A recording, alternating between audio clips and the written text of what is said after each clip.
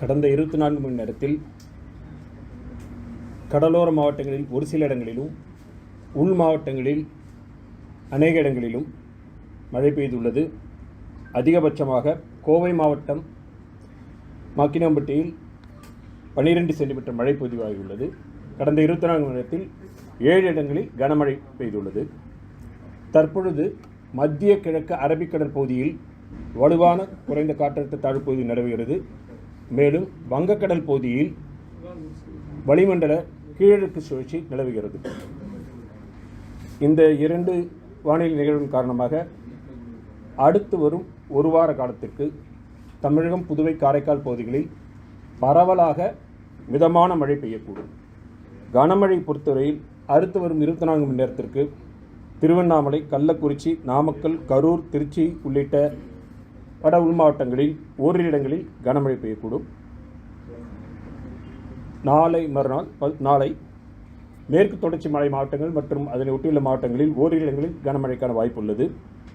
13, 14 தேதிகளில் வட கடலோர மாவட்டங்கள், குறிப்பாக டெல்டா மாவட்டங்கள் 13ஆம் தேதி டெல்டா மாவட்டங்களிலும், 14ஆம் தேதி சென்னை, திருவள்ளூர், காஞ்சிபுரம் உள்ளிட்ட மாவட்டங்களில் ஓரிரு இடங்களில் கனமழைக்கான வாய்ப்பு உள்ளது.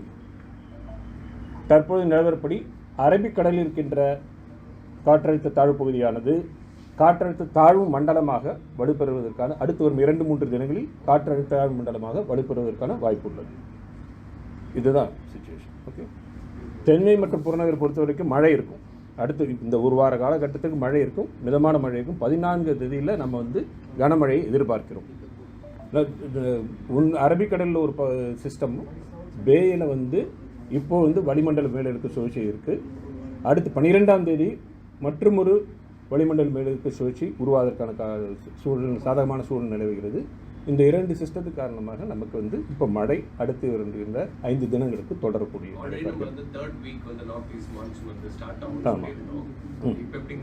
இப்போ இந்த சிஸ்டம் ஹவு இட் டெவலப்ஸ் அதை பொறுத்து தான் இருக்குது. எப்போனா இப்போ இருக்கக்கூடிய சூழ்நிலை பொறுத்த வரைக்கும் அரபிக்கடலுக்கும் காற்றழுத்த தாழ்வு மண்டலமாக மாறப்போகிறது.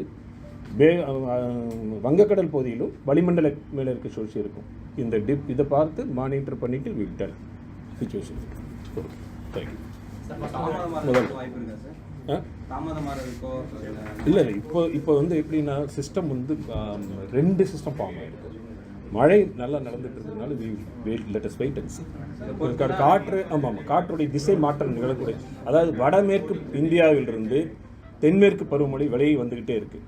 இப்போ மத்திய பகுதிகளில் முழுமையாக விலகணும். அதற்கு பிறகு தான் நமக்கு இங்கே இந்த 2 சிஸ்டமும் இருக்குது. அங்கே அடுத்து வரக்கூடிய இப்போ பார்த்தீங்கன்னா இப்போ குஜராத்தில் பெரும்பாலான பகுதிகளில் விலகியாச்சு. அடுத்து வரும் 3 தினங்களை பொறுத்த வரைக்கும் நம்ம பார்க்கின்ற பொழுது நம்ம மத்திய பிரதேசம், குஜராத்துடைய சில பகுதிகள், உத்தரப்பிரதேசம் அந்த பகுதிகளெலாம் விலகுவதற்கான தொடர்ந்து தென்மேற்கு பருவமழை விலகணும். அது விலகி வந்ததுக்கப்புறம் தான் நமக்கு வடகிழக்கு பருவமழையோட எதிர்பார்க்கணும். ஹெவி ரெயின் தற்போது நிலவரப்படி எதிர்பார்க்கணும்.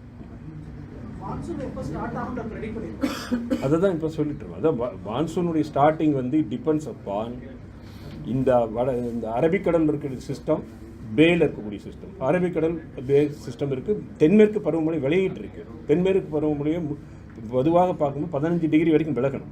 விலகினதுக்கப்புறம் கிழக்கு திசை காற்று இருக்கணும், மழை இருக்கணும். இந்த 2 சிஸ்டத்தை பொறுத்து நம்ம மானிட்டர் பண்ணி தற்போது பார்க்கலாம். தொடர்ந்து ஆமாம், கோவை மாவட்டம் மாக்கினாம்பட்டி, அது பொள்ளாச்சி பக்கத்தில் இருக்குது.